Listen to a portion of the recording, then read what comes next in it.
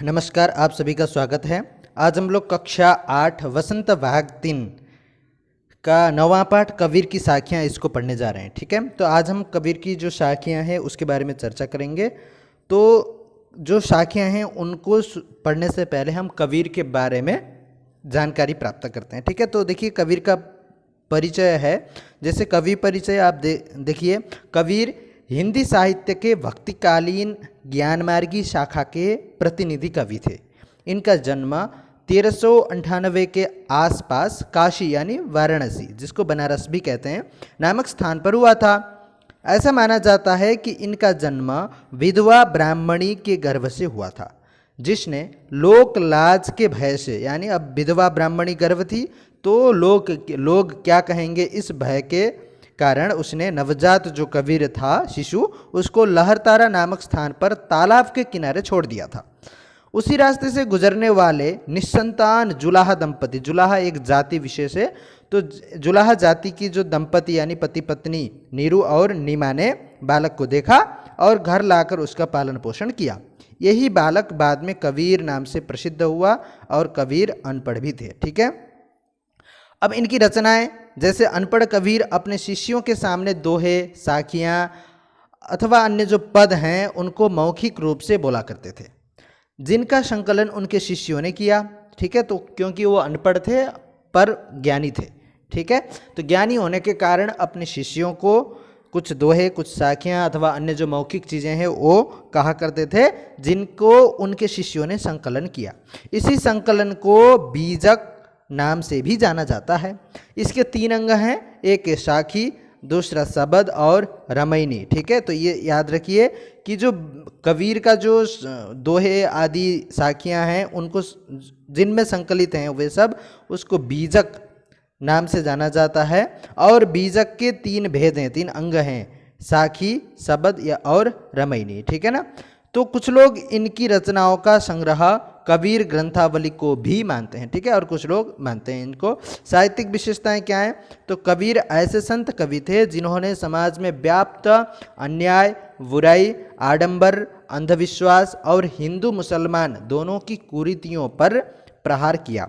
उन्होंने मूर्ति पूजा तथा आडंबरपूर्ण भक्ति, मोहमाया आदि का विरोध करते हुए ईश्वर की सच्ची भक्ति पर बल दिया। ठीक है, तो अब हम जो कबीर के द्वारा कही गई साखियाँ हैं उनके बारे में पढ़ते हैं। ठीक है ना, ठीक है, तो आगे अब हम कबीर के बारे में जानने के बाद कबीर के द्वारा रचित जो साखियाँ हैं उनके बारे में चर्चा करते हैं।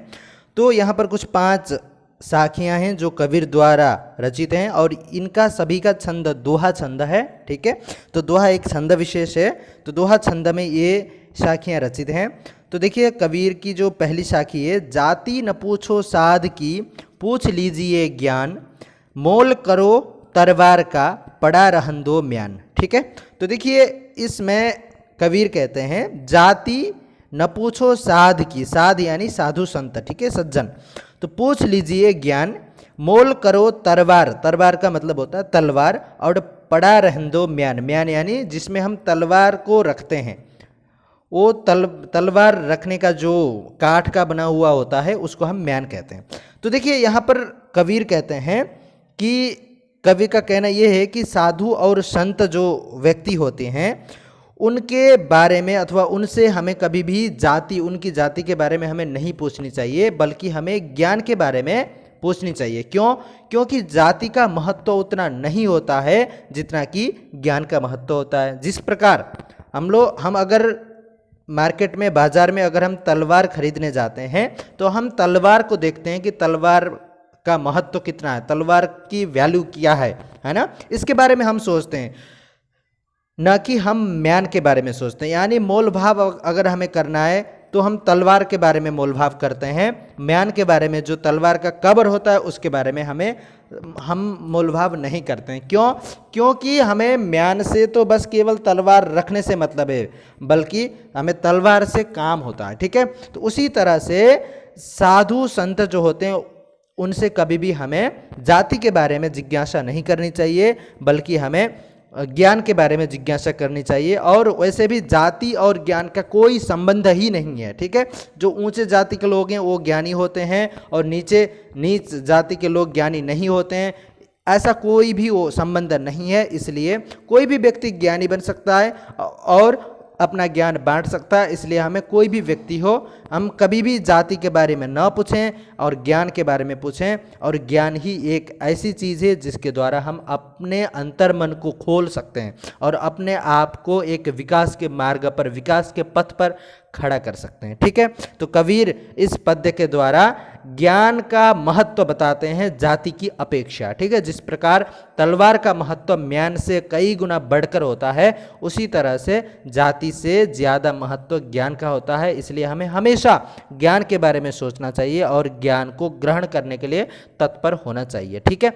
तो देखिए अगली साखी है, आवत गारी एक है उलटत होई अनेक, कह कबीर नहीं उलटिए वहीं एक की एक, ठीक है। तो आवत यानी आती हुई, गारी यानी गालियाँ, गाली एक है, एक आती है, परंतु उलटत होई अनेक, जब हम उसको उलट देते हैं, हम प्रत्युत्तर देते हैं, अगर किसी ने किसी को गाली दिया और हम उसके बदले फिर गाली हम भी देने लगते हैं तो वो अनेक बन जाते हैं। क्योंकि पहली जो गाली थी वो तो एक थी, जैसे ही हमने गाली दिया 2 गालियां हो गई, फिर वो फिर से गाली देगा तो 3 गालियां, फिर हम देंगे 4, इस तरह वो गालियां बढ़ती बढ़ती चली जाएंगी और अनेक गालियां होने लगेंगी, ठीक है।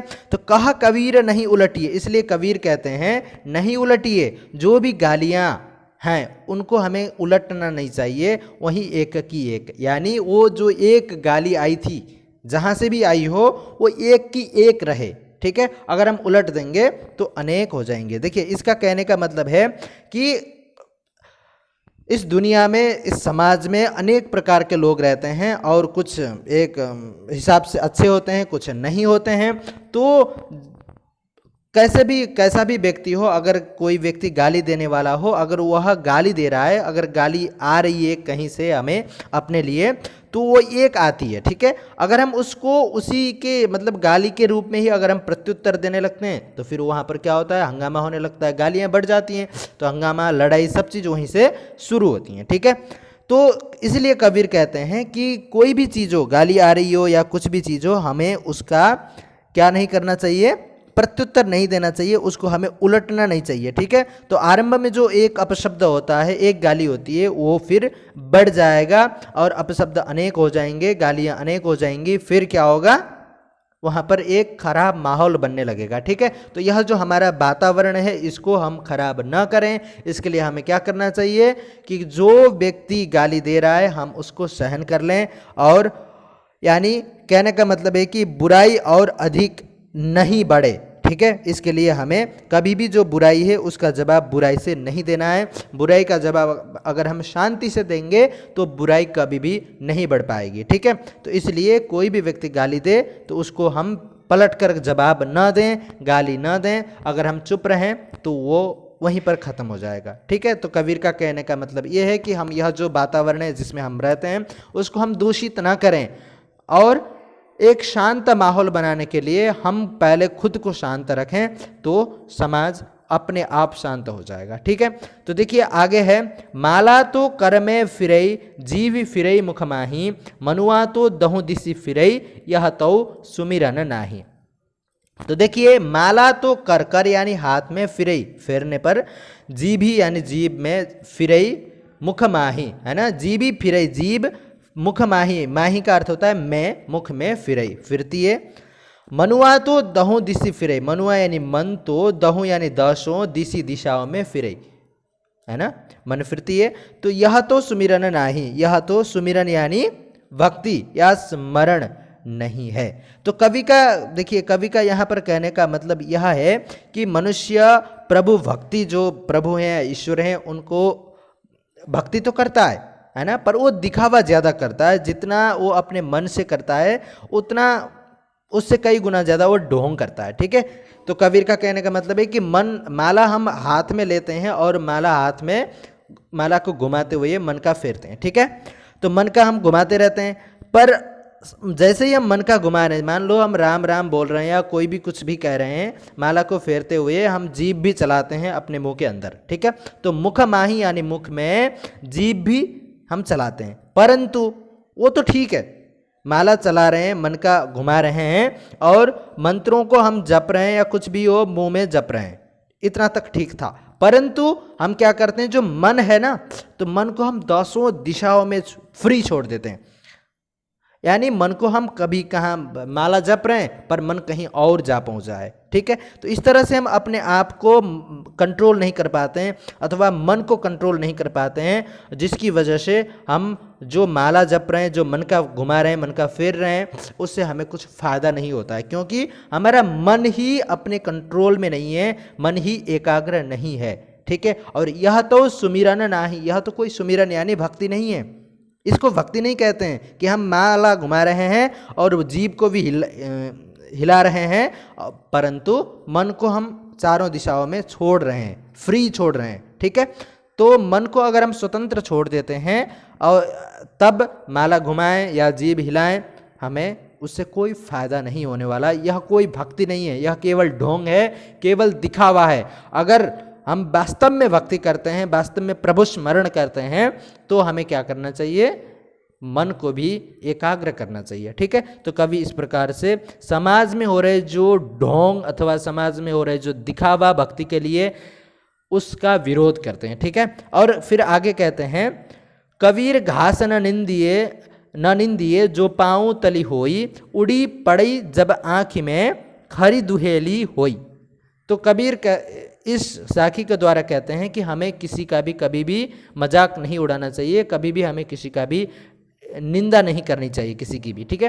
तो कबीर कहते हैं कि घास न नंदिए, घास यानी एक छोटा सा तिनका, उसको भी हमें न निंदिए, निंदा नहीं करनी चाहिए, जो कि पाँव तली होई, जो पाँव यानी पैर के तली नीचे हो, यानी पैर के तले आने वाले, नीचे आने वाली जो तृण यानी घास का जो टुकड़ा है, उसका भी हमें कभी निंदा नहीं करना चाहिए।